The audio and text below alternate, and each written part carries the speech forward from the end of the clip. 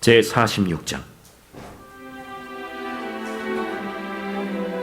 이스라엘이 모든 소유를 이끌고 떠나 브엘세바에 이르러 그의 아버지 이삭의 하나님께 희생 제사를 드리니, 그 밤에 하나님이 이상 중에 이스라엘에게 나타나 이르시되, 야곱아, 야곱아, 내가 여기 있나이다. 나는 하나님이라. 네 아버지의 하나님이니 애굽으로 내려가기를 두려워하지 말라. 내가 거기서 너로 큰 민족을 이루게 하리라. 내가 너와 함께 애굽으로 내려가겠고 반드시 너를 인도하여 다시 올라올 것이며 요셉이 그의 손으로 내 눈을 감기리라. 야곱이 브엘세바에서 떠날새 이스라엘의 아들들이 바로가 그를 태우려고 보낸 수레에 자기들의 아버지 야곱과 자기들의 처자들을 태우고 그들의 가축과 가나안 땅에서 얻은 재물을 이끌었으며 야곱과 그의 자손들이 다 함께 애굽으로 갔더라. 이와 같이 야곱이 그 아들들과 손자들과 딸들과 손녀들 곧 그의 모든 자손을 데리고 애굽으로 갔더라. 애굽으로 내려간 이스라엘 가족의 이름은 이러하니라. 야곱과 그의 아들들 곧 야곱의 맏아들 르우벤과 르우벤의 아들 한옥과 발루와 헤스론과 갈미요. 시므온의 아들은 여무엘과 야민과 오핫과 야긴과 스할과 가나안 여인의 아들 사울이요. 레위의 아들은 게르손과 그핫과 므라리요. 유다의 아들 곧 엘과 오난과 셀라와 베레스와 세라니. 엘과 오난은 가나안 땅에서 죽었고 베레스의 아들은 헤스론과 하물이요. 이사갈의 아들은 돌라와 부아와 욕과 시므론이요. 스불론의 아들은 세렛과 엘론과 얄르엘이니 이들은 레아가 밧단 아람에서 야곱에게 난 자손들이라. 그 딸 디나를 합하여 남자와 여자가 33명이며 가세의 아들은 시비온과 학기와 순이와 에스본과 에리와 아로디와 아렐리요. 아셀의 아들은 임나와 이스와와 이스위와 브리아와 그들의 누이 세라며 또 브리아의 아들은 헤벨과 말기엘이니 이들은 라반이 그의 딸 레아에게 준 실바가 야곱에게 낳은 자손들이니 모두 16명이라. 야곱의 아내 라헬의 아들 곧 요셉과 베냐민이요.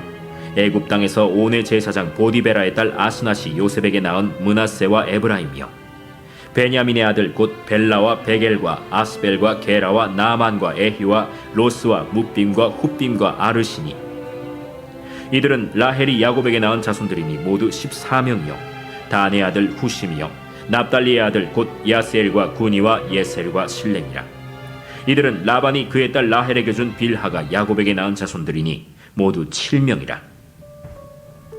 야곱과 함께 애굽에 들어간 자는 야곱의 며느리들 외에 66명이니 이는 다 야곱의 몸에서 태어난 자이며 애굽에서 요셉이 낳은 아들은 2명이니 야곱의 집 사람으로 애굽에 이른 자가 모두 70명이었더라. 야곱이 유다를 요셉에게 미리 보내어 자기를 고센으로 인도하게 하고 다 고센 땅에 이르니 요셉이 그의 수레를 갖추고 고센으로 올라가서 그의 아버지 이스라엘을 맞으며 그에게 보이고 그의 목을 어긋맞춰 안고 얼마 동안 울매 이스라엘이 요셉에게 이르되 내가 지금까지 살아있고 내가 내 얼굴을 보았으니 지금 죽어도 좋거든. 요셉이 그의 형들과 아버지의 가족에게 이르되 내가 올라가서 바로에게 아뢰어 이르기를 가나안 땅에 있던 내 형들과 내 아버지의 가족이 내게로 왔는데 그들은 목자들이라 목축하는 사람들이므로 그들의 양과 소와 모든 소유를 이끌고 왔나이다 하리니 바로가 당신들을 불러서 너희의 직업이 무엇이냐 묻거든 당신들은 이르기를 주의 종들은 어렸을 때부터 지금까지 목축하는 자들이온데 우리와 우리 선조가 다 그러하니이다 하소서. 애굽 사람은 다 목축을 가증히 여기나니 당신들이 고센 땅에 살게 되리이다.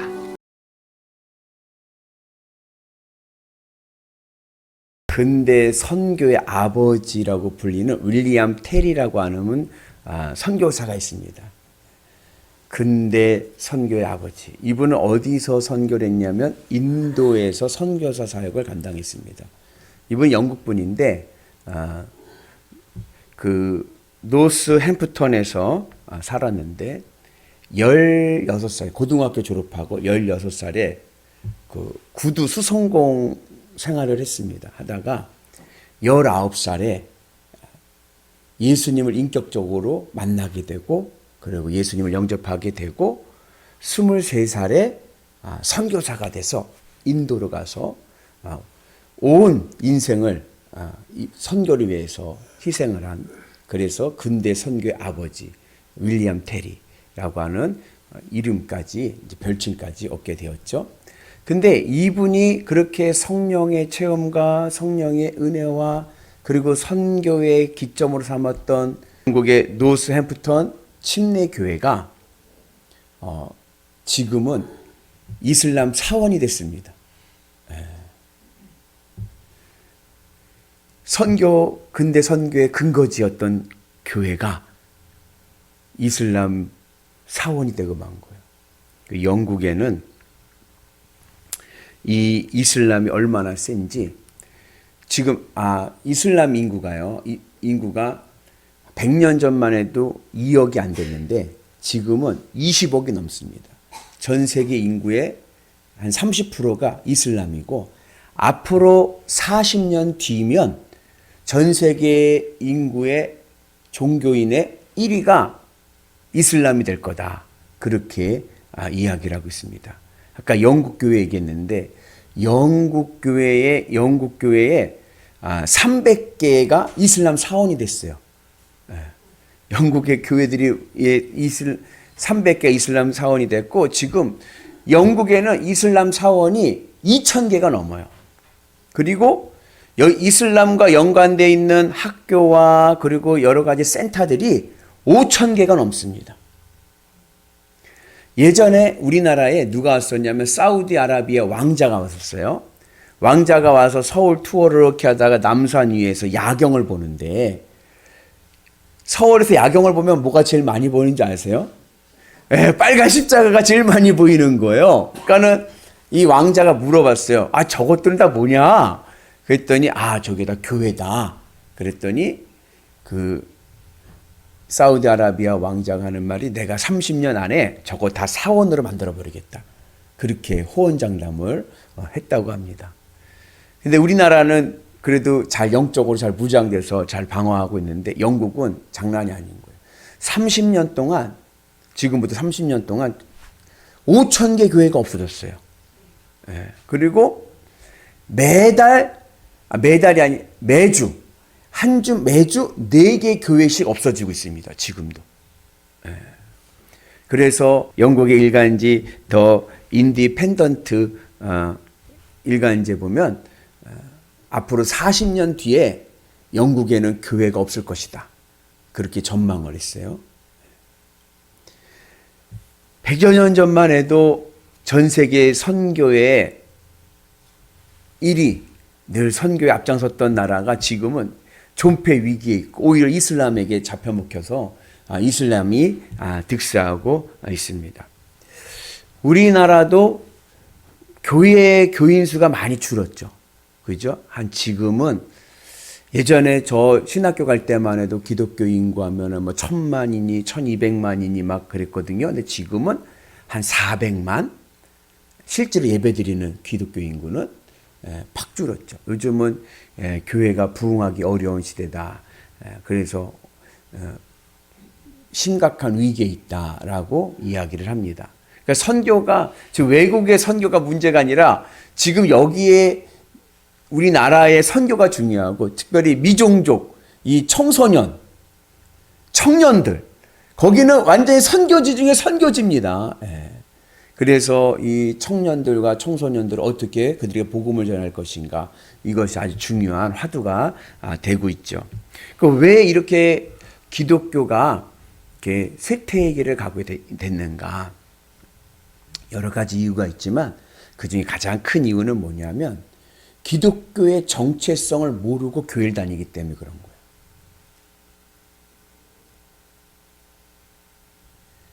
기독교가 기독교다운 복음의 내용이 있습니다.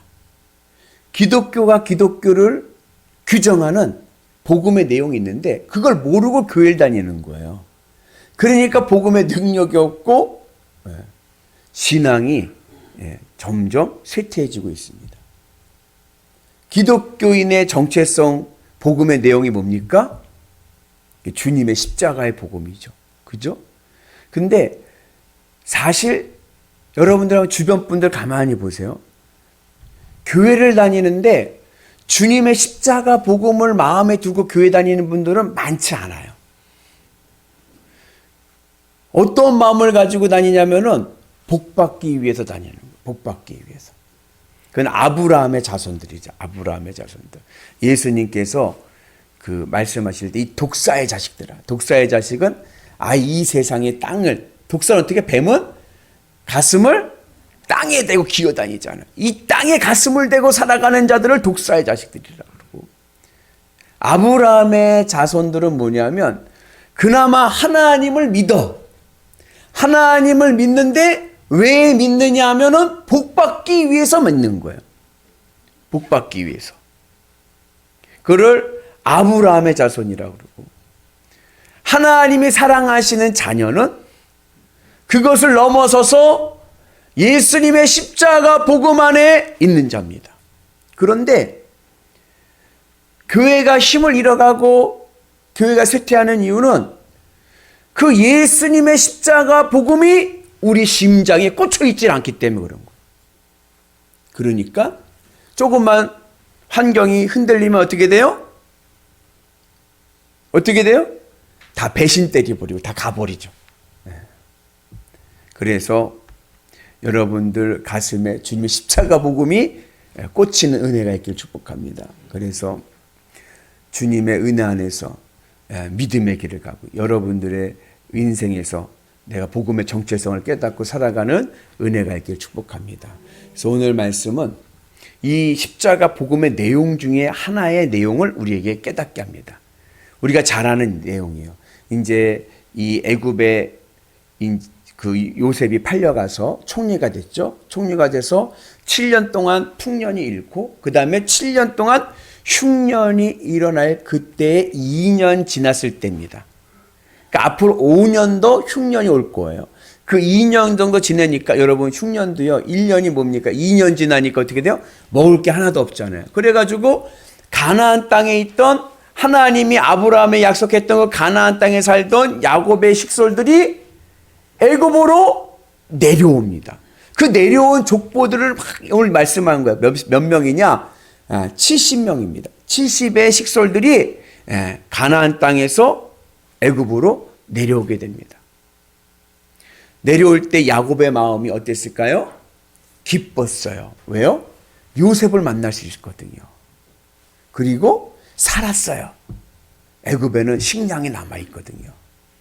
그러니까 오늘 야곱이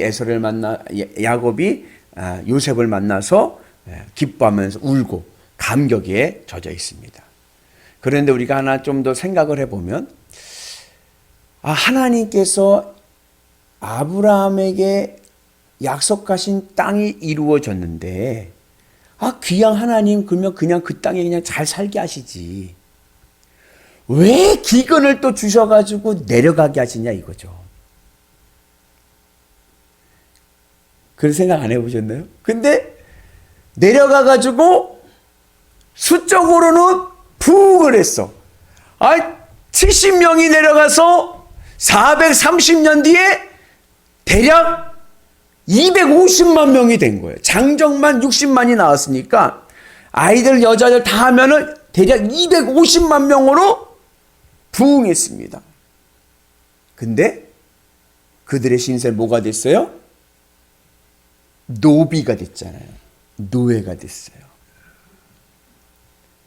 귀한 하나님 가나안 땅 언약의 땅 주실 거면은 그냥 거기 와서 그냥 평안하게 흉년도 없고 기근도 없고 평안하게 거기서 그냥 살게 하시면 되는데 기근을 주시더니 내려가게 하셔서 내려갔더니 뭐요? 430년 동안 애는 많이 낳는데 노비가 되고 말았어요. 왜 그러셨을까? 왜냐하면 야곱의 형이 있어요. 누구죠?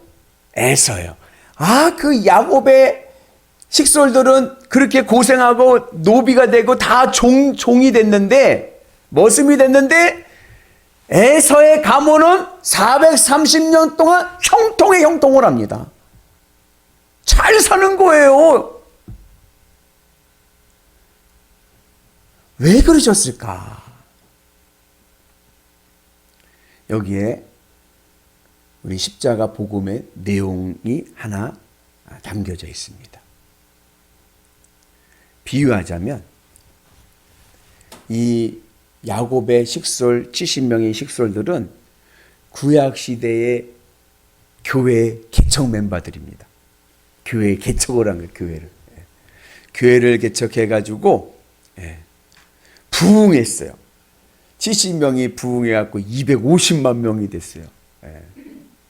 근데 그들의 삶은 노예예요. 왜 하나님께서 교회는 부흥하게 하셨는데 노예가 되게 하셨는가? 여기에 교회의 본질이 있습니다. 교회는 뭐 하는 곳이냐? 교회는 노예가 되는 곳입니다. 누구의 노예가 되어야 될까요? 하나님의 노예가 되어야 될 줄로 믿습니다. 여러분들은요, 하나님의 다 노예들이에요, 노예들. 인간에게는 인간의 죄성의 증후군이 있습니다. 그래서 그게 선악과 증후군인데, 선악과 이후에 인간에게 나타난 죄의 증후군이 뭐냐면 자기 주체성을 강조하는 거예요. 자기 주체성. 내가 중요해, 내가. 그걸 우리는 뭐라고 그래요? 내가 복음이라고 그래요. 내가 복음. 내가 중요하고 내 말이 옳아. 내 의. 근데 이 내가가 나와버리기 시작하면은 뭐가 나타나냐면 죄의 열매들이 나타납니다.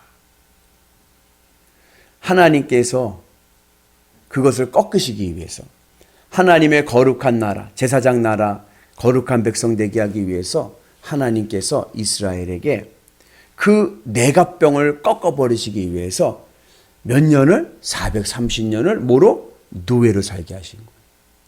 아, 그것만 됐나요? 그리고 나서 나와가지고 어떻게 됐어요? 광야에서 또 40년을 돌리시는 거예요, 40년을. 그래갖고 철저하게 자기 자아를 꺾어버리시는 거예요. 그리고 누구의 주체성으로? 하나님 주체성으로. 그 은혜가 오늘 우리 가운데 있기를 주님의 이름으로 축복합니다. 우리 한번 따라서 해볼까요? 저는 하나님의 노예입니다. 네. 여러분들은 하나님의 노예고, 저도 하나님의 노예고, 내 주체성을 꺾어버려야 돼요. 그래야 하나님의 은혜가 있고 복음의 능력이 일어날 줄로 믿습니다. 그래서 교회 안에서는 모두가 하나님의 말씀 안에 있어야 되는데, 교회가 조심해야 될 게 뭐냐면 교회 안에서 자기의 의를 드러내고 내가 복음이 나타나기 시작하면은 교회는 굉장한 혼돈 속에 빠지고 맙니다. 그래서 오늘 우리가 이 시대에 선교의 일꾼이 되려면 먼저 교회부터 선교하자. 교회 안에부터 선교해야 되는데, 교회 안이 선교가 되고 교회가 올바로 세워지기 위해서는 나의 정체성을 깨달아야 됩니다. 나는 이제부터 뭐예요? 하나님의 노예예요. 좋게 얘기하면 하나님의 종이죠. 종이 노예라는 거 아닙니까? 그래서 이제는 내 주체성, 내 생각과 내 판단이 옳다라고 주장하지 마시고 주님의 말씀이 옳습니다. 아멘. 그 말씀에 따라서 순종하시고 믿음의 길을 갈 때 우리에게 구원의 은혜와 가나안의 복지가 임하게 될 줄로 믿습니다. 그래서 교회가 왜 요즘에 생명력을 잃어버리고 선교에 잃어버리고 되느냐? 다 내가병에 걸려서 내가병에. 그러나 이제는 우리의 마음을, 내 심장에 주님의 십자가를 탁 세워서 박아버려서 믿음의 은 안에서 주님이 내 심장의 생명이 되셔서 주님의 말씀대로 따라가는 하나님의 귀한 노예들 되셔서 하늘의 복음으로, 복음의 능력을 경험하는 위대한 성도들 되시기를 주의 이름으로 축복합니다. 그럴 때 내 인생의 소망이 있고, 우리 가정의 소망이 있고, 우리 교회의 소망이 있을 줄로 믿습니다. 그래서 하나님의 은 안에서 주님의 십자가 복음의 은혜로 승리하기를 주의 이름으로 축복합니다.